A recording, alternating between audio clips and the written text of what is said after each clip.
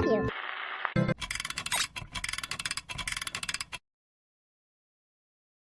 불사조를 창으로 달빛이 부서져 내렸다. 대보름 달빛은 한낮의 햇빛에 견주어도 결코 뒤지지 않는다. 유리창에 나와 아저씨의 창백한 얼굴이 고스란히 드러난다. 16살이라고 했지? 혹시 누가 물으면 말이다. 뭐라고 대답할까? 아무래도 아빠라고 부르는 게 좋겠다. 그래, 그게 제일 자연스러워. 아저씨가 말했다. 그렇지 않아도 49일 동안 아저씨와 한 집에 살 건데 아저씨와 나의 관계를 누가 물어보면 뭐라고 해야 하나 생각하는 중이었다. 공연히 어정쩡하게 대답하면 사람들의 호기심을 자극하게 되고 49일을 불편하게 보낼 수도 있다. 그러던가요. 그다지 나쁠 거는 없을 것 같았다. 별로 마음에 들진 않지만요. 그렇다고 해서 내가 별 고민 없이 그 말을 덥석 문다는 느낌은 주고 싶지 않았다. 마음에 들진 않지만 지금의 상황이 상황인 만큼 어쩔 수 없이 수락한다는 뜻을 내비치고 싶었다. 마음에 들지 않는다고? 나 원참, 너만 그러니? 나도 그래. 나라고 너를 내 아들이라고 말하고 싶겠니? 나는 싱글이거든. 싱글에게 아들이 웬 말이니? 내 말이 땅에 떨어져 먼지라도 묻을까봐 걱정이라도 되었는지 아저씨는 냉큼 맞받아쳤다. 딱 봐도 40대 중반으로 보였다. 그 나이 되도록 결혼도 하지 않고 뭘 했냐고 말하려다 그만뒀다. 연애는 필수, 결혼은 선택이라는 노랫말의 가요가 선풍적인 인기몰이를 하는 걸 보면 어쩐진 그런 질문은 고리타분할 수도 있다. 아저씨와 나는 서호를 만나면서 49일을 함께 보내게 되었다. 서호는 식지 않은 뜨거운 피를 원했다. 그래서 망각의 강을 넘기 직전에 제안을 해왔다. 망각의 강을 넘으면 이승과 저승이 완전히 갈라지는 거고 저승으로 갔을 때는 이미 피가 차갑게 식는다고 했다. 그리고 서호는 망각의 강을 넘을 수 없으며 또한 차가운 피 따위는 필요하지 않다고 했다. 서호는 1000명의 뜨거운 피가 필요하다고 했다. 그걸 얻으면 영원히 죽지 않고 살아있을 수 있다고 했다. 서호의 말에 의하면 사망 진단을 받은 사람이라고 하더라도 강을 넘기 전 다시 살아날 가능성을 갖고 있다고 했다. 의학적으로 설명할 순 없지만 죽었다가 살아나는 사람들, 그 사람들이 바로 적은 확률의 끈을 가까스로 잡은 사람들이다. 해외 토픽에서 봤던 죽었다 살아 돌아온 사람들 이야기가 그저 만들어낸 이야기가 아니라는 말이다. 살아날 가능성은 누구에게나 있다. 서호는 그 가능성을 자기에게 팔라고 했다. 어차피 다시 살아난다는 거는 눈에 보이지 않는 먼지와도 같은 확률이지. 거기에 매달리는 대신 나에게 그 확률을 판다면 훨씬 이익이 될 거야. 확실하게 49일 동안의 시간을 보장하거든. 그 시간 동안 이승에 머무를 수 있어. 대가는 오직 뜨거운 피 한 모금이야. 판단은 알아서 하고 결정도 오로지 너희들 몫이야. 예상하지 못한 이별 때문에 마음 아프지? 만나고 싶은 사람 있지? 49일의 시간을 버는 거 그거 쉬운 일 아니다. 나를 만난 건 행운 중에 행운이야. 서호는 세상을 떠나는 모든 사람들을 다 만나기에는 그 수가 많고 혼자 몸으로 역부족이었다고 말했다. 서호는 강으로 내려가는 길 한 모퉁이에 몸을 숨기고 자기 앞을 지나가는 사람들을 잡고 제안을 했다. 행운을 주는 일을 왜 숨어서 해? 당당하게 하지 못하고. 내가 뭐 한두 번 속아본 줄 알아? 죽기 전에도 사기당했었는데 죽어서까지 그런 일을 당할 만큼 내가 어리숙해 보여? 서호를 사기꾼 취급하고 믿지 않는 사람들은 뒤돌아보지 않고 강을 건넜다. 자신의 삶에 더는 미련이 없는 사람들도 조용히 망각의 강을 건넜다. 49일에서 하루라도 더 얻어내려는 욕심으로 타협했던 사람들은 시간에 쫓겨 어쩔 수 없이 강을 건너기도 했다. 시간을 좀 더 늘려줄 순 없나요? 그건 절대 안 돼. 서호는 단호하게 고개를 저었다. 딱 49일만 줄 수 있다고 했다. 할 수 없지 뭐. 49일로 합의 보고 나를 우리 동네에 데려다 줘요. 당만동이에요, 당만동. 나 당만동 사는데. 나는 놀랍기도 하고 한편으로 반갑기도 했다. 같은 동네 사람과 같은 날 비슷한 시간에 죽었다는 게 신기하기도 했다. 그래? 아저씨는 놀란 모양이었다. 너 어떻게 할 거야? 소호가 나에게 물었다. 나는 잠시 망설였다. 나는 비교적 나의 죽음을 담담히 받아들이고 있었다. 아니, 실감이 나지 않는다고 해야 맞는 건가? 아무튼 죽었다는 게 아쉽거나 안타깝거나 그런 건 없었다. 고작 15년밖에 살지 않았지만 나의 15년은 다른 사람의 150년과 맞먹는 거칠고 험한 시간이었다. 49일을 더 산다고 해도 반가울 일도 없었고 딱히 할 일도 없었다. 글쎄요. 글쎄요는 무슨 글쎄요? 너도 같이 가자. 너 개똥밭에 굴러도 이승이 좋다는 말 모르냐? 49일 동안 더 살고 오는 건데 왜 마다해? 아저씨가 불쑥 끼어들었다. 얘도 같이 가는 걸로 합시다. 그러더니 아저씨 마음대로 결정하려고 했다. 자신의 의지가 중요해. 억지로 할 순 없는 거야. 서호가 이번에도 단호하게 고개를 저었다. 가자고 가. 이 양반 말대로 갑자기 죽는 바람에 주변 사람들에게 인사도 못하고 왔잖아. 해야 할 일 던져두고 오는 거 그거 똥 누고 밑 안 닦은 것처럼 찜찜하지 않니? 제대로 된 인사 정도는 해야지. 아저씨 말에 잠깐 생각을 했다. 할머니가 떠올랐다. 형이라는 인간도 생각났다. 내가 죽든 말든 별 관심도 없는 사람들이다. 할머니는 나만 보면 차라리 눈앞에서 사라지라는 말을 입에 달고 살았다. 왜 태어나서 속 썩이냐는 무지막지한 말도 했다. 내가 태어나고 싶어서 태어난 것도 아닌데 말이다. 할머니는 날마다 내가 죽기를 학수고대하고 있었을지도 모를 일이다. 어서 눈앞에서 사라지기를. 형은 또 어떻고? 나보다 6살 위인 형은 엄마가 다른 날을 아스팔트 바닥에 붙은 껌 취급하는 인간이었다. 아무 때나 자신의 마음에 들지 않으면 손을 번쩍번쩍 들어 내리치는 폭력성에 입만 열면 총 천연색의 욕이 혀를 타고 미끄러져 나오는 무식함까지 골고루 갖추고 있는 인간이기도 했다. 형의 관심은 오로지 돈이었다. 한동안 어떻게 하면 돈을 구해 멋지게 차려입고 클럽에 가서 폼나게 놀아보고 사나 이 궁리만 했다. 요즘은 이마 때문에 돈이 필요할 것 같았다.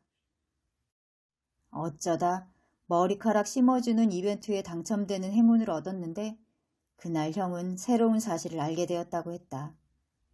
그동안은 이마가 넓은 줄만 알고 있었는데 그게 사실은 탈모라는 것이다. 이벤트 당첨으로 반값에 머리카락 1000가닥을 심어준다는 제의를 받았고 이마에 적당량의 머리카락만 심으면 인물이 몇 배는 업그레이드 된다는 말에 현혹되어 할머니에게 머리카락 심을 돈 좀 달라고 했다가 욕만 실컷 얻어먹었다. 80이 내일 모레인 할머니도 머리카락을 심지 않는데 새파랗게 젊다 못해 어린 놈이 무슨 머리카락을 심느냐고 말이다. 그 뒤 형은 어떻게 하면 머리카락 심을 돈을 구할까 그 궁리뿐이다. 돈이 필요하다고 해서 형이 스스로 돈을 벌 생각을 하는 사람은 아니다. 몸을 쓰는 일을 하면 몸이 다를까봐 걱정이라도 되는지 제 몸 이야기를 황금처럼 하는 인간이다. 형은 내가 동전이라도 갖고 있는 꼴도 못 봤다. 할머니가 감춰둔 돈을 훔쳐내는데도 귀신이었다.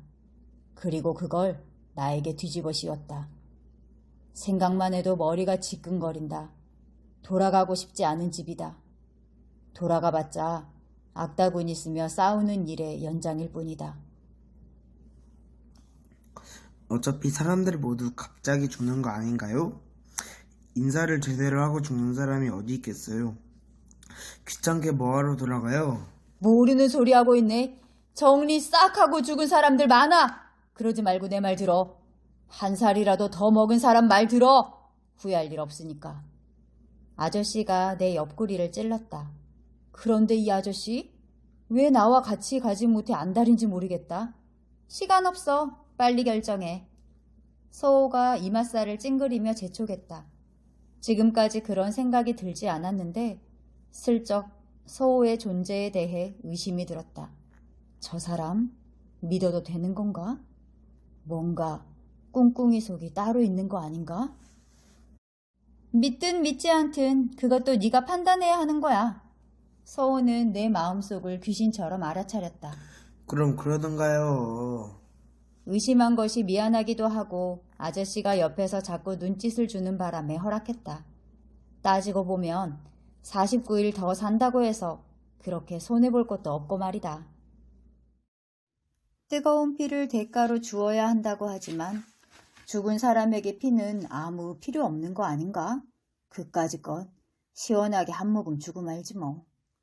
내 결정에 서호보다 아저씨가 더 좋아했다. 이 아저씨 진짜 왜 이렇게 친한 척 하는지 모르겠다. 그런데 이렇게 만난 것도 인연인데 대개 정체 정도는 알려줘야 하는 거 아니오? 이름이 서호라는 거 말고 뭐 하는 사람인지 정체를 말해봐요. 모든 것이 결정나자 아저씨는 그때서야 물었다. 서호는 빨간 입술을 잘근잘근 몇 번 깨물더니 차분한 목소리로 말했다. 여우, 뭐요? 아저씨는 자신이 분명 잘못 들었다고 생각한 모양이었다. 눈살을 찡그려 올리며 물었다. 나도 내 귀를 의심했다. 서호는 또렷하게 다시 여우라고 말했다. 서호는 1000년 동안 1000명의 뜨거운 피를 마셔야 비로소 죽지 않는다는 불사조가 된다고 했다. 그 1000년이 바로 눈앞이라는 말을 할 때 서호의 가늘고 긴 눈꼬리가 파르르 떨렸다. 1000년 묵은 여우면 구미호 아닌가? 말로만 듣던 구미호를 직접 만나다니 믿을 수가 없군. 가만, 구미호는 사람 피를 마시는 게 아니라 생간을 먹는 거 아닌가? 내가 알기론 그런데? 아저씨가 의아한 표정을 지었다. 생간을 먹는 여우는 그저 한낱 구미호에 불과해. 그들은 어둠 속만 떠돌아다니지. 난 그런 것들과는 차원이 달라. 어둠을 정복하고 태양 한가운데를 휘젓고 다니는 불사조로 다시 태어날 거니까. 그 말을 할 때 서호는 어깨를 한껏 으스댔다. 하긴 대기 구미호든 뭐든 상관없어. 불사조가 되든 말든 그것도 나하고 상관없지요. 다만 49일의 시간을 준다는 그 약속만 찰떡까지 지키면 되는 거지. 자, 이제 어서 나와 이 아이를 당만동에 데려다줘요. 집에 들렀다가 옷 갈아입고 빨리 만나야 할 사람 있어. 아저씨가 재촉했다. 그런데 서호가 무슨 할 말이 남은 듯 입을 오물거렸다. 집으로 돌아갈 순 없어. 그건 다시 살아나는 거거든. 나는 시간을 더 주는 거지만 사람을 살려내는 건 불가능해. 능력이 거기까지는 미치지 못하거든. 다른 얼굴로 집이 아닌 곳으로 가야 해. 서호가 이 말을 마치는 순간 아저씨가 서호 멱살을 잡았다. 뭐야? 살던 곳이 아니라 모르는 곳에 가서 모르는 사람들이랑 살라는 거야? 그것도 내 얼굴이 아닌 다른 얼굴로? 이거 완전 사기꾼이잖아. 그럴 거면 뭐하러 49일 동안 머물러? 그냥 시원하게 떠나고 말지. 우리에게 분명 살아날 확률을 팔라고 하지 않았어? 남의 것을 샀으면 정당히 대가를 지불해야지. 아저씨는 당장이라도 서호를 번쩍 들어 내동댕이 칠 것 같았다. 사람 목숨은 함부로 주무를 수 있는 게 아니야. 너희들은 나이와 성별과 성격은 그대로 갖고 가지만 얼굴은 다른 모습이 되지. 본래 얼굴로 머물게 해달라고 떼쓰는 거 제발 하지 마. 다시 한번 말하지만 내 능력으로 불가능해. 조른다고 될 일이 아니지. 에너지 소비일 뿐이야. 집 말고 어느 장소에서 머물고 싶어? 그것까진 들어줄게. 꼭 자신의 얼굴을 가지고 집으로 가지 않더라도 원하는 사람들과의 이별은 충분히 할 수 있어. 서호 말에 아저씨는 펄쩍 뛰었다. 꼭 자신의 얼굴로 돌아가야 한다고 했다. 지치고 지친 서호가 없던 일로 하자며 망각의 강을 건너가라고 말하고 나서야 아저씨는 포기했다. 나는 버스 정류장과 지하철역이 보이는 곳에 식당 하나 차려줘. 집에 못 가면 식당이 나에게는 제일 편한 장소야. 내가 셰프거든. 그것까지 해줄 수 있지? 아저씨 말에 서호는 고개를 끄덕였다. 넌? 서호가 나를 바라봤다. 글쎄요. 딱히 갈 곳이 없었다. 갈 곳 없으면 나랑 같이 가자. 둘이 있는 게 더 낫지. 이게 잘못된 선택이어도 하나보다는 둘이면 위로가 되잖아? 단도직입적으로 말해 혼자 사기 당하는 것보다 둘이 당하면 위로가 된다는 말이군. 나를 잡았던 이유도 그거였구나. 이 쪽지에 49일 동안 지켜야 할 주의사항이 있어. 지키지 않으면 엄청난 고통이 따라올 거야. 뼈를 깎고 살을 도려내는 고통이지. 그런 일은 없도록 해줘. 49일 뒤에 보자. 49일이 되는 날 새벽에 올게. 서호가 내 손에 쪽지를 쥐어주고 달빛을 따라 회오리 바람을 일으키며 사라졌다. 이렇게 해서 살아생전에는 얼굴도 모르던 아저씨와 죽어서 49일 동안 함께 살게 되었다. 너나 나나 얼굴색이 왜 이 모양이냐? 꼭 죽은 사람처럼 창백하잖아. 아저씨가 유리문에 비친 얼굴을 보며 투덜댔다. 우린 이미 죽은 사람들이잖아요. 에이, 우리는 아직 이승과 저승을 갈라놓는다는 그 강을 건너지 않았잖아. 그러니까 완전히 죽는 건 아니지. 그리고 서호 말대로 우린 아직 피가 뜨거워. 피가 뜨겁다는 것은 살아있다는 증거지. 그런데 얼굴 쪽으로는 피가 순환되지 않는 것 같아. 하얗다 못해 새파란 걸 보면 말이야. 혹시 목 위로는 이미 완전히 죽은 사람 얼굴을 떼에다 붙여놓은 거 아니냐? 서호 그 여우? 처음부터 사실대로 다 말하지 않고 결정을 내리고 나서야 이것저것 말해주는 걸 봐선 사기 기질이 다분해. 남의 얼굴을 떼에다 붙이고도 남을 여우지. 남의 얼굴을 내 목에 붙여놓다니 끔찍한 상상이다. 그런 말은 하지 않는 게 좋겠어요. 소름 끼치거든요. 그래? 하긴 나도 말을 하다 보니 등골이 으스스하다. 그런데 말이다. 이왕 붙여주는 거 잘생긴 얼굴로 해주면 좀 좋아. 이게 뭐냐? 원래 내 얼굴에 비하면 얼굴도 아니다. 얼굴도 아니야. 유리창 가까이 얼굴을 들이밀은 아저씨가 투덜댔다. 솔직히 말해 원래 얼굴보다 착해 보이는데 뭘? 아저씨의 첫인상은 한 동네를 주무르는 조폭 같았으니까. 나도 유리창에 얼굴을 가까이 댔다. 갸름한 턱에 눈이 동그란 아이가 유리창 너머에 있었다. 너는 원래 네 얼굴보다 더 나은 것 같다. 아저씨가 나를 힐끗 보며 말했다.